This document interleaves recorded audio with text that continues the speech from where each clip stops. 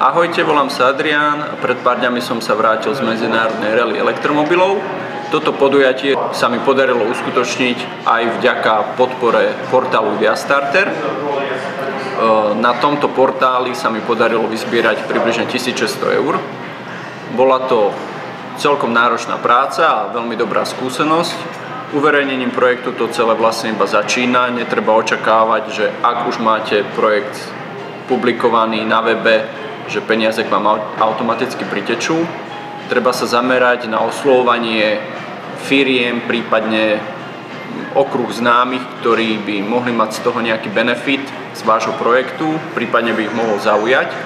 Je to veľa o komunikácii, netreba sa báť posielať e-maily, telefonovať ľuďom. Dôležité je určite nebáť sa a ísť za svojím cieľom. V mojom prípade drvivú väčšinu finančných prostriedkov som získal práve tým, že som nesedel za internetom a nečakal som, kedy nabehnú nejaké príspevky, ale vynaložil som nejaké úsilie. Inak by sa vyzbieral iba zlomok z 1600 eur. Vyzbierané finančné prostriedky sme využili najmä na pokrytie registračného poplatku, ktorý nám pokrýval ubytovanie, pokrýval nám stravu počas podujatia, taktiež nám pokrýval elektrickú energiu na dobíjanie nášho vozidla.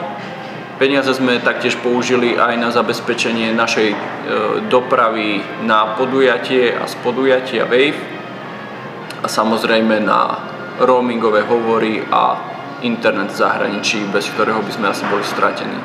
Podujatie Wave, ako aj naša reprezentácia Slovenska, prvýkrát v histórii dopadla na výbornú podľa mňa. Zúčastnilo sa celého podujatia 84 tímov, my sme sa umiestnili na krásnom 9. mieste v kategórii Populár. Podarilo sa nám vyhrať prvé miesto v kategórii Best Comfort vozidiel a taktiež druhé miesto v Driving Skill Competition.